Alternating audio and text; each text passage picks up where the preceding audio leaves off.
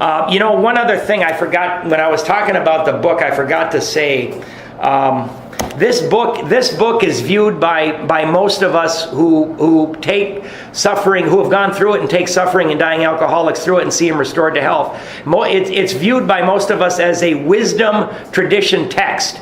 And wisdom tradition texts, most of them are written hundreds of years after the movement has been founded. Even the Gospels were written hundreds of years after.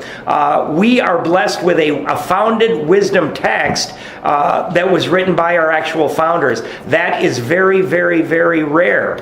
And AA is the parent organization of Al-Anon, CANAOA, SAGA, Shopaholics. Bill hoped that it would take on a human tradition, and I think it has. Now, with all of these other fellowships, they have different identification, because I'm not going to be able to identify with somebody that eats a whole cake and then throws it up, right? But guess what? The way that person recovers is by working the same actions we're going to work today. So all of our solutions are the same, and they all start by us identifying our dark night of the soul, right? When we have reached a point where we say, no more, I can't do this, I am willing to take action so that I may change. I forgot to say that. The augury of a much larger future ahead. The spark that was to flare into the first AA group was struck at Akron, Ohio in June 1935 during a talk highlighted just to the end of the page between a New York stockbroker and an Akron physician. And at the bottom of the page, we're going to write Bill Wilson and Dr. Bob Smith. Bill Wilson, obviously the stockbroker, and Dr. Bob Smith, the physician. 6 months earlier, the broker had been relieved of his drink obsession by a sudden spiritual experience. Highlight the top two lines as well. Following a meeting with an alcoholic friend who had been in contact with the Oxford groups of the day. He had also been greatly helped by the late Dr. William D. Silkworth, a New York specialist in alcoholism, who is now accounted no less than a medical saint by AA members, and whose story of the early days of our society appears in the next pages. Highlight the next sentence. From this doctor, the broker had learned the grave nature of alcoholism. Okay, so highlight that, and next to it write medical diagnosis. Medical diagnosis. And then, I'm sorry, at the top of the page, those top two lines we highlighted, write the name Ebby Thatcher. Ebby Thatcher was the alcoholic friend of Bill's who had been in contact with the Oxford groups of that day. Funny enough, Bill Wilson and Ebby Thatcher went to school together and they drank together, and Bill Wilson said, if I ever get as bad as Ebby Thatcher, I'll quit drinking. Right? Well, here Ebby Thatcher showed up to his house and he was sober. So Bill got a medical diagnosis from Dr. Silkworth, and this is very important. I'll finish out the paragraph and then I'll tell you why. Though he could not accept all the tenets of the Oxford groups, he was convinced of the need for moral inventory. Highlight it and put step 4 above that. Confession of personality defects. Highlight step 5 above that. Restitution to those harmed, highlight step 9 above that. Helpfulness to others, highlight step 12 above that. And the necessity of and belief in dependence upon God. Highlight that and write steps 2, 3, and 11. 2, 3, and 11. Throughout this entire book, over and over and over, Bill is going to tell us 3 things. He's going to tell us what the problem is. He's going to tell us what the solution is, and he's going to give us a practical program of action to implement that solution. Over and over. Problem, solution, practical program of action. And every time I go through this, there it is again, so many times. So in the summer of 1933, just some history, a little bit about this, you don't need to write anything. But in the summer of 1933, Bill ends up in the town's hospital. I mean, he is in horrible shape. Alcohol has almost killed him. Dr. Silkworth has removed him from alcohol. And, Bill just thinks, God, I'm a lousy person. I got no willpower. I have low moral character. And Dr. Silkworth said, Bill, your drinking is not due to poor moral character. It is not due to weak willpower, nor is it sinful. He said, Bill, you have developed a physical allergy to alcohol. Whenever you put it in your body, you trigger a phenomenon called craving, and it's impossible for you to stop drinking, right? So, Bill, you can never, ever safely drink alcohol again. He said, but Bill, you've got something else the matter with you too. When you're sober, the obsession of the mind takes over from time to time, and it does not matter how badly you want to stop drinking. From time to time, your obsession of the mind will overcome all ideas to the contrary and tell you it's okay to drink. Right? So he said, and that starts the craving process and you can't stop. He said, because of your body, you can't drink. Because of your mind, you can't stay sober. He said, Bill, you are absolutely powerless over alcohol, right? Again, he said you have a body that can't take alcohol and you've got a mind that can't leave it alone. He said, Bill, you're screwed. In other words, Bill, you're not a bad person trying to get good. You're a sick person and you got to figure out how to get better, right? One other thing in the book, and again, you don't need to write this, but whenever you see the words but, although, yet, on the other hand, still, and look, perk the hell up and listen because something important is coming. So whenever you see the words but, although, yet, on the other hand, still, and look, Bill's going to give us some really important information. Now, the guy that they talked about, Ebby Thatcher, who went to Bill's house to 12-step him, Ebby Thatcher was his drinking buddy, right? He went to Bill's house, and Bill happened to be drunk at the time. But he said, Bill, doctors, ministers, psychiatrists, they are unable to help you because they're human power, Bill. He said, you need a power greater than human power. He said, I belong to a group called the Oxford Groupers, and these people have given me a practical program of action, and they guarantee that I will find that power by which I can stay sober if I go through with this practical program of action. So, Bill Wilson got the idea of the problem from Dr. Silkworth, and from Ebby Thatcher, he got the other two pieces of information, the solution and the practical program of action from the Oxford Groupers, right? So this all is starting to coagulate in Bill's mind. And you got to remember, Bill wrote this book, and Bill's a great man, I think, but he was a powerless, selfish, self-centered alcoholic just like the rest of us. We got to remember that when we go through this book, and we're going to see that in particularly when we read his story in 2 weeks. Prior to his journey to Akron, highlight these 4 lines, Prior to his journey to Akron, the broker had worked hard with many alcoholics on the theory that only an alcoholic could help an alcoholic, but he had succeeded only in keeping sober himself. So highlight that. Off to the left, let's write, if you help other alcoholics, you will stay sober. If you help other alcoholics, you will stay sober. So Bill Wilson ran all around New York City for 6 months, pulling people off of bar stools, out of the gutter, taking them to these meetings, and he had succeeded in getting nobody sober. And he was just about ready to give up. He went to his wife Lois. She's wearing a threadbare sweater, and he said, Lois, I have failed you as a husband. This alcoholics thing isn't working. I'm gonna take a job. I'm gonna go to Akron, and I'm gonna give you the money that you deserve. Nobody's staying sober, Lois, because of this. She looked at him and she changed history. She said, Bill, you're staying sober, right? So Bill had been running around talking to everybody about a wonderful spiritual experience. He saw Dr. Silkworth before he went out to Akron, and Dr. Silkworth said, Bill, you've got to tell people about the hopeless condition that I told you about before you give them the solution. So now all of a sudden Bill is saying, I'm going to tell them the problem first, then I'm going to give them the solution, then I'm going to give them the practical program of action. The broker had gone to Akron on a business venture which had collapsed, leaving him greatly in fear that he might start drinking again. highlight to the end of the paragraph. He suddenly realized that in order to save himself, he must, we're going to circle the must, so circle that must, carry his message to another alcoholic. That alcoholic turned out to be the Akron physician. Again, that's Dr. Bob Smith. And, again, guys, I know I'm going fast, so you can get on YouTube, Code Blue Big Book, and and you can catch up on anything you missed. It won't keep you sober, but the company that Bill went out to have the proxy fight was National Rubber Machine Company. So he's going to go out to Akron and he's going to get in a proxy fight. And if the proxy fight comes through, he's going to become the president of this company. This physician, Dr. Bob Smith, had repeatedly tried spiritual means to resolve his alcoholic dilemma, but had failed.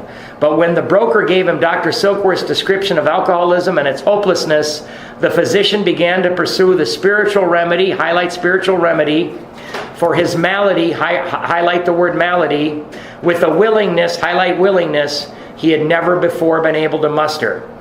He sobered never to drink again up to the moment of his death in 1950. So Dr. Bob Smith had been a member of the Oxford group, but because Dr. Smith did not know what the problem was, he was unable to get sober. When Bill Wilson got out there and he told him the problem, all of a sudden he pursued that with a willingness he had not had, and he was able to sober up. So everybody knows the story when Bill went out to Akron and the business venture failed, and Bill was in the Mayflower Hotel and he didn't have enough money to pay his bill, and he's walking up and down the hall. On one side is a bar, on the other side is a phone booth. He's looking at that bar. He's hearing the sound of tinkling glasses. He's hearing the soft music. He's looking at the smoke. He's hearing the gay chatter, and he's saying, "My God, I got to go in there because I'm going to scrape up an acquaintance, and maybe I'll get some money to pay my bill and get home to Lois." And he's thinking all these things, and then all of a sudden he said, "Oh my God, if I go in there, I'm going to drink, and if I drink, I am screwed." Right? So he went to the other end of the hall, and he went to the phone booth, and he made a call. He said, "Hey, who can I call to find another alcoholic?" And he got a list of 10 names, and by the time he got to the last name on the list, it was Henrietta Seiberling, who was a rich heiress. And she got on the phone, and Bill Wilson said, "Hi, I'm a New York stockbroker, and I've got a possible cure for alcoholism. Do you know an alcoholic I can help?" Now, anybody else would have said, "What a nut job," and they would have hung up, right? Well, she was part of the Oxford group where Dr. Bob had been going, and they had been praying very hard for Dr. Bob to find a solution. So Henrietta Seiberling said, "Oh my God, this is an answer to my prayers." She says, "I got just the man." And so she said, "Let me call him and we'll set up a meeting." So he called up Dr. Bob, and it was the day before Mother's Day, and Dr. Bob happened to be drunk under the table, so his wife said, "We can't make it today, but we'll go out there tomorrow." And, the next day came, and of course, Dr. Bob was all hungover, and he said, "I am not going. I'm not." "Oh, yes, you are." "I am not." "Oh, yes, you are." Anyway, she got him. He said, "I'll listen to him for 15 minutes, because Dr. Bob knew he was going to hear somebody that was going to talk about how Dr. Bob had low moral character, no willpower, and was just a lousy, sinful character, and he didn't want to hear it. Well, he met with Bill, and they talked for 5 hours. And Bill did not talk about Dr. Bob's drinking. Bill talked about Bill's drinking. Now, Bill went out there because Bill knew he was going to drink, and he knew from New York City, whenever he felt like that, he would go out and try to help somebody, and then he was lifted up. So Bill went out there to save his own ass, but what happened is the two guys were able to identify with one another, and that's how our fellowship was founded. So we're still at the bottom of XVI. We're gonna highlight the next 5 to the end of the paragraph. This seemed to prove that one alcoholic could affect another as no alcoholic could. It also indicated that strenuous work, one alcoholic with another, was vital to permanent recovery. That's very important. After permanent recovery, right, there's that word recovery again. Don't you let anybody tell you you can't recover. After recovery, let's write life and death deal. life and death deal. We might be at a really nice posh club out here in Minnetonka. These last 6 years that I've been coming into these rooms, one guy, a tile setter, you know, he was told by the judge that he had to come in every other day for a piss test, and if he was drinking, he was going to jail. That guy went to work one day, left his wife and two beautiful young boys, and went out to the garage and hung himself. Another person ended up crashing. He took somebody else with him.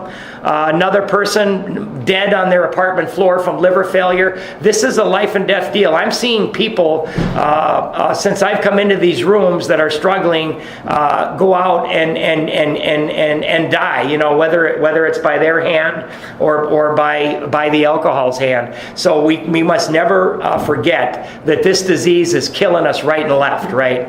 After life and death deal, let's write no half measures. No half measures. I heard a speaker about 3 months ago, man, and he told me about 3 of his friends out in Las Vegas that have been sober. One had been sober for 6 years, 1 10, 1 20.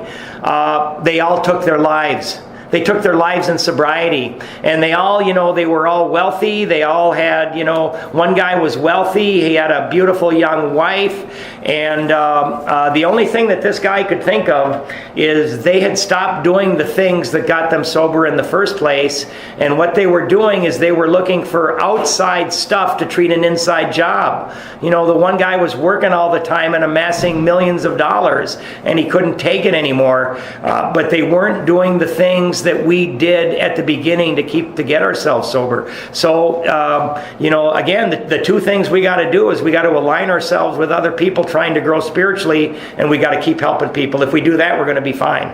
So no half measures. Hence the 2 men sent to work almost frantically upon alcoholics arriving in the ward of the Akron hospital. Their very first case, a desperate one, recovered immediately and became AA number 3. Underline AA number 3 and write Bill Dotson. So we can write, by the way, June 10th, 35. June 10th of 35 is Dr. Bob's sober date. And that's also AA's birthday, right? And funny enough, Bill Dotson, we can write June 20th, 1935. So they, you know, if everybody waited till they had a year to go out and start helping other people, we wouldn't be here. Abby Thatcher went to Bill Wilson with 3 months sobriety. Bill Wilson went to Dr. Bob with 6 months sober. Dr. Bob went to Bill Dotson with 10 days. So don't let anybody tell you you can't help anybody. We go to help other people the minute we think we've got something to give. And that can be your very first day. You can give somebody a ride. You can make coffee. You can set up chairs. They're very recovered and became AA number 3. He never had another drink. This work at Akron continued through the summer of 1935. There were many failures, but there was an occasional heartening success. When the broker returned to the New York in the fall of 35, underline, the first AA group had actually been formed. You underline that and write King School Group. King School Group.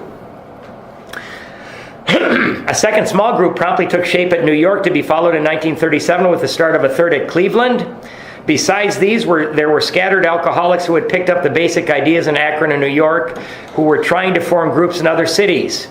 Underline these next 3 words. By late 1937, just those 3 words, the number of members having, underline these 2 words, substantial sobriety, time behind them was sufficient to convince the membership that a new light had entered the dark world of the alcoholic.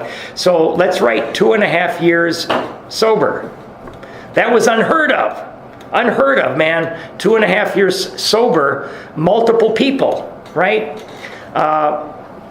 It was now time, the struggling groups thought, to place their message and unique experience before the world. This determination bore fruit in the spring of 1935 by the publication of this volume. The membership had then reached about 100 men and women. The fledgling society, which had been nameless, now began to be called Alcoholics Anonymous from the title of its own book. The flying blind period ended, and AA entered a new phase of its pioneering time. So in 1937, Bill went back to Akron, and they counted the noses and figured that there were 40 people staying sober. And they said, my God, this is working. We've never in history seen anything like this. And there were 18 of them that got together, and they had what might be the first group conscious meeting, and they decided to do 3 things at that meeting. Now don't remember this is in the middle of the Depression, and nobody had 2 nickels to rub together. But they were gonna write a book. They were then, with the profits of the book, they were going to open a string of hospitals across the country in the middle of the Depression, and they were going to hire an army of missionaries to go out and bring alcoholics to these hospitals. Lucky for us, the book didn't sell very well, and we didn't get that money, because we might have had problems if we did. But what did come out of this was the book. So they started writing it in 1937, and they finished it in 1939. Bill Wilson is the primary author, right? But you got to remember, they said, Bill, you've been sober longer than any of us. We want you to write the book. But Bill, this is going to be our book. It's not going to be your book. So every time you get a couple of pages down, you send to us, we're going to read it, we're going to make recommendations, and we're going to change it. So, by the time the book was finished, there were 100 people contributing. Now, I'm an alcoholic, and I think I know everything, right? So whenever I want to argue with this book, most books are written by one person. This book was written by 100 people. So whenever you argue with something in here, you're arguing with 100 people. You're not arguing with one. Some of the names that they thought of using, the first one was The Way Out, but they sent somebody to the Library of Congress and found out there were like 13 other books, so they couldn't do that. Then they thought, well, let's do Comes the Dawn, but they discarded that. Then they said, how about 100 Men? Well, then couple of women joined. They couldn't do 100 men. And then Bill said, how about the Bill W. movement? And they kicked him out of the meeting. And they said, hey, Anonymous Alcoholics, and they came up with Alcoholics Anonymous. The name of the fellowship and the book. With the appearance of the new book, a great deal began to happen. Dr. Harry Emerson Fosdick, noted clergyman, reviewed it with approval. I'm going to start speeding up a little bit here. In the fall of 1939, Fulton Arsler, then editor of Liberty, printed a piece in his magazine called Alcoholics and God. And you can get online and read that, by the way. This brought a rush of 800 frantic inquiries into the little New York office, which meanwhile had been established. Each inquiry was painstakingly answered. Pamphlets and books were sent out. Businessmen traveling out of existing groups were referred to these prospective newcomers. New groups started up, and it was found to the astonishment of everyone that AA's message could be transmitted in the mail as well as by word of mouth. By the end of 1939, just highlight, it was estimated that 800 alcoholics, just that little bit there, were on their way to recovery. And you can write 4 years old. So it's starting to mushroom. In the spring of 1940, John D. Rockefeller Jr. gave a dinner for many of his friends, to which he invited AA members to tell their stories. News of this got on the world wires, inquiries poured in again, and many people went to the bookstores to get the book Alcoholics Anonymous. By March 1941, the membership had shot up to 2,000. Highlight the next 4 lines. Then Jack Alexander wrote a feature article in the Saturday Evening Post and placed such a compelling picture of AA before the general public that alcoholics in need of help really deluged us. So when John D. Rockefeller had the dinner, Bill Wilson was about to be evicted. Dr. Bob was losing his house. They said, we are in. John D. Rockefeller's only job was to give away millions of dollars. He was an heir. And they said, my God, we're in. John D. Rockefeller at the dinner said, if I give you guys money, it's going to ruin this thing. So somehow he knew that before we did, that money would ruin us, and that's why we're self-supporting. But he did put $5,000 in a bank, and they each could draw $50 a week so that they could continue on with this work. Jack Alexander, who wrote the article, Saturday Evening Post was the biggest thing at the time, and he had just written an article about the corruption on the docks, and he said, I'm going to go to this AA thing and I'm going to expose it, just like I exposed the corruption. And he went all over the country, and he said, my God, this thing is for real. And when his article came out, it really did us some good. By the close of 41, AA numbered 8,000 members. The mushrooming process was in full swing. AA had become a national institution. So, a side note, In AA in Minnesota, two guys came to Minnesota to watch the football game between Michigan and Minnesota on November 9th, 1940, and they had been given the name of somebody that wrote The Office. Well, they got snowed in with the Armistice Day blizzard, 11 and 12, and they 12-stepped a guy named Pat Cronin. And Pat Cronin started 2218 First Avenue. Now, that's the longest continuously operating clubhouse in the world. If you have never been to 2218 First Avenue in downtown Minneapolis, it is a grand old mansion. There's rooms everywhere. There's meetings around the clock. That's part of our history. They 12-stepped Pat Cronin during the blizzard. He got sober, and he started it here in Minnesota. Our society, underline our society, that's capitalized. So it's, our society, again, you can use the groups for starters to keep you sober. Then entered, oh, by the way, Minnesota won that game 7-6, one of the few times we beat Michigan. Entered a fearsome and exciting adolescent period. The test that it faced was this: could these large numbers of erstwhile erratic alcoholics successfully meet and work together? Would there be quarrels over membership, leadership, and money? Would there be strivings for power and prestige? Would there be schisms which would split AA apart? Soon AA was beset by these very problems on every side and in every group. But out of this frightening and at first disrupting experience, the conviction grew that AAs had to hang together or die separately. We had to unify our fellowship or pass off the scene. Right in that next one, right, traditions. AA started to fall apart, and Bill wrote these traditions. It is said, and it's joked, that the steps keep us from suicide, the traditions keep us from homicide. As we discovered the principles, highlight that word principles, by which the individual alcoholic could live, so we had to evolve principles by which the AA groups and AA as a whole could survive and function effectively. It was thought that no alcoholic man or woman could be excluded from our society, that our leaders might serve but never govern, that each group was to be autonomous, and there was to be no professional class of therapy. There were to be no fees or dues. Our expenses were to be met by our own voluntary contributions. There was to be the least possible organization. Even in our service centers, our public relations were to be based upon attraction rather than promotion.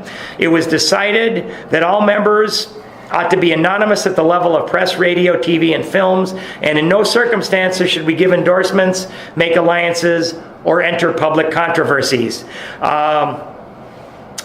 Real quick, there were a couple other groups that were helping alcoholics, like the Oxford group. They got into public controversies and they failed.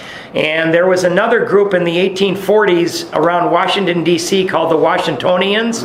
One alcoholic helping another alcoholic. It's only the second time in human history where large amounts of people got sober. They were up to 150,000 members, and they said, we're so good at this, we can do other things. There was an election going on at the time, much like the one that we just went through, that was tearing the country apart. They got involved in that election. They got involved trying to stop selling booze, and they got involved in religion. A year and a half later, the Washingtonians went from 150,000 to nothing, and most of the members died drunk. A couple of them didn't, and that's why we know about them. This was the substance of AA's 12 traditions. That's why we stick to one thing. We got a primary purpose, and that's it. This was the substance of AA's 12 traditions, which are stated in full on page 561 of this book.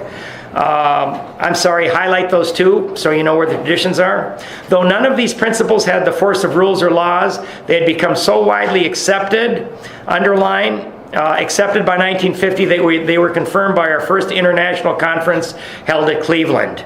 They had to go to Cleveland because the Akron and New York groups were fighting with each other so bad they had to go to neutral turf. Today, the remarkable unity of AA is one of the greatest assets our society has. While the internal difficulties of our adolescent period were being ironed out, public acceptance of AA grew by leaps and bounds. From this, there were two principal reasons. Underline two principal reasons, and then put a 1 in front of the large numbers of recoveries. That's the first principal reason. All of a sudden, huge numbers of people are getting sober. And then put a 2 in front of reunited homes. That's the second reason. Alcoholics were reuniting and families were being putting back together. Now we're going to highlight the next 5 lines. These made their impressions everywhere. Of alcoholics who came to AA and really tried, 50% got sober at once and remained that way. 25% sobered up after some relapses. And among the remainder, those who stayed on with AA showed improvement. So highlight that. Now next to it, let's write worked all 12 steps, right? You know, going to a meeting every day was able to keep me sober, sometimes 2 months, sometimes 3. Once I got 6. But it didn't do it. I had to do the steps, man. And I can't believe I went through 9 treatments and all these other meetings, and nobody told me, you know, nobody grabbed me by the scruff of my neck, threw me up against the wall and said, if you don't do this, you're going to die, until those last guys did it 6 years ago. So they worked all 12 steps. My first sponsor gave me fuzzy math. He said 50% plus 25%. That's 87. I said, no, it isn't. It's 75. But it's still pretty good, man. Other thousands came to a few AA meetings and at first decided they didn't want the program. But great numbers of these, about 2 out of 3, began to return as time passed. Another reason for the wide acceptance of AA was the ministration of friends in medicine, religion, and the press, together with innumerable others who became our able and persistent advocates. Without such support, AA could have made only the slowest progress. Some of the recommendations of AA's early medical and religious friends will be found further on in this book. So they were funneling people to AA. Alcoholics Anonymous is not a religious organization, neither does AA take any particular medical point of view. Underline, though we cooperate widely with the men of medicine as well as with the men of religion. I was a big scoffer, you know, I wouldn't cooperate with anybody. But we find that we can cooperate with everybody. Alcohol being no respecter of persons, we are an accurate cross-section of America and in distant lands. The same democratic evening up process is now going on. By personal religious affiliation, we include Catholics, Protestants, Jews, Hindus, and a sprinkling of Muslims and Buddhists. More than 15% of us are women. At present, our membership is pyramiding at the rate of about 20% a year. So far, upon the total problem of several million actual and potential alcoholics in the world, we have made only a scratch. In all probability, we shall never be able to touch more than a fair fraction of the alcohol problem and all its ramifications. Upon therapy for the alcoholic himself, we surely have no monopoly. Yet it is our great hope that all those who have as yet found no answer, underline the last 2 lines, may begin to find one in the pages of this book and will presently join us on the high road to a new freedom. Okay, so we're going to write a few things. Let's write cake mix theory, cake mix theory, basic text equals sobriety and good life. That's the cake mix theory. You go through the basic text equals sobriety and good life. So, you know, Betty Crocker, they test out their cake mix thousands of times, and they test it in high altitudes, they test it everywhere. And if you follow the directions on that box, you are going to get exactly the same cake every single time, right? But you got to follow the instructions. Now, you know, I'm an alcoholic. I'll get that thing and I'll say, well, 4 eggs. I think I want to put 6 in there. Oh man, I love walnuts. I'm going to throw 2 cups of walnuts in there. I'm going to put an extra cup of sugar. And I like chocolate chips. You know, I'm going to cook it for 45 minutes rather than an hour. And you know, by the time I do all this, something comes out, it looks like a cake, but it's not a cake. So we do exactly what the book says. We're going to get the same results that the first 100 got. Basic text equals sobriety and good life. We're going to keep writing. Meetings are for fellowship. Meetings are for fellowship. Steps are for recovery. Steps are for recovery. Program of AA is working steps with people. Meetings are for fellowship. Steps are for recovery. Program of AA is working steps with people. And then let's write, do what they did, you get what they got. By the way, whenever you see we in the first 164 pages, it is not referring to people in present day AA. It is referring to the first 100 people who contributed to this book. Whenever you see that word we, it's the first 100 people that followed these directions and sobered up, right? And you know, when Bill and Bob were experimenting that first summer in Akron, I think we had better thank because many people didn't make it. And Bill and Bob learned just as much from those that drank and died as they did from those that sobered up. So I think we got to remember and thank everybody that helped us to get to where we are. So meetings are for fellowship, steps are for recovery. Program of AA is working steps with people. Do what they did, you get what they got. Okay, so I'm going to read one more page, a couple of notes, and then we'll get you out of here on time. Forward to the third edition. This is an important one. By March 1976, when this edition went to the printer, the total worldwide membership of Alcoholics Anonymous was conservatively estimated at more than 1 million, with almost 28,000 groups meeting in over 90 countries. Surveys of groups in the United States and Canada indicate that AA is reaching out not only to more and more people, but to a wider and wider range. Women now make up more than 1/4 of the membership. Among newer members, the proportion is nearly 1/3. 7% of AAs surveyed are less than 30 years of age, among them many in their teens. The basic principles of the AA program, it appears, hold good for individuals with many different lifestyles, just as the program has brought recovery to those of many different nationalities. Okay, underline the next line. The 12 steps that summarize the program, just that little line. Okay, next to that, write instructions are in book.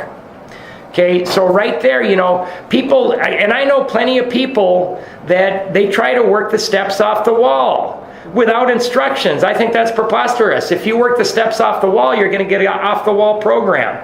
We've got detail. It said it's going to show us exactly, precisely what to do. And I didn't get that, man. I didn't get that till I was dying.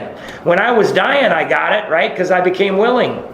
The 12 steps that summarize the program may be called Les Dos Passos in one country, Les 12 Étapes in another, but they trace exactly the same path to recovery that was blazed, underlined blazed, by the earliest members of Alcoholics. In spite of the great increase in the size and span of this fellowship, at its core it remains simple and personal. Highlight to the end. Each day somewhere in the world, recovery begins when one alcoholic talks with another alcoholic, sharing experience, strength, and hope. Okay, if we have time, I'll read the foreword to the 4th edition next week. I just got a couple of notes I got to cover. So this book was started in 1937 when there were 40 people sober, and they finished it in 1939 when there were 100 people sober. And what they did is they sent the book to California, they sent the book out to Arkansas, people got the book, they read it, they did what it said, and they recovered. Now, I'll be honest, I read the book when in the 90s, I read it a few times, but I didn't really do anything. It didn't work for me, but some people read the book, they did it, they recovered. They started groups, right? They started groups all over the place, and in the early 40s, the program and the fellowship Alcoholics Anonymous were the same. Right? But as there became more groups everywhere, many groups, slowly, people started to realize that there was great power in the fellowship. Huge power. People coming together to overcome their common problem. And the fellowship and the program, they began to change. Right? People discovered that if they went to a meeting every day, that's what I did, they found they could stay sober if I had to go to 3 meetings a day, right? And so they had the power of the fellowship. And people started to say, you know what, man, we're not going to give all our life over to the care of God. I'll give the alcohol, but I'm going to keep the money and I'm going to keep the sex, man. I'm not going to tell all my story to God and another person. God knows it all anyway. I'm not going to get rid of all my defects of character, right? Because some of them I like. I'm not going to make amends to everybody because, that guy probably doesn't even remember me and he did more harm to me than I did to him. So slowly, we started to change. And what happened is people started using this as a non-drinking society rather than as a life-changing program, right? So a non-drinking society, we started to measure success by the number of days, weeks, months, or years we've gone without taking a drink, rather than by the quality of we're living and how we're living our life, right? Ridiculous, man. Now, I'm a veteran of 9 treatment centers, right? And I got to say, when I went in there, they always were able to detox me off of alcohol and all my other drugs that I was on. And they started to teach me some other words. They started to teach me about chemical dependency, significant others, meaningful relationships, dysfunctional sex, drug of choice. Today I realized that I had a drug of no choice. I would take anything and everything, right? So they started to teach me all these things. And people come into AA and they start talking about stuff from the treatment centers rather than the stuff in the book, right? And I mean, we can go to an AA meeting today, and the only way that we know it's an AA meeting is because we read the preamble, right?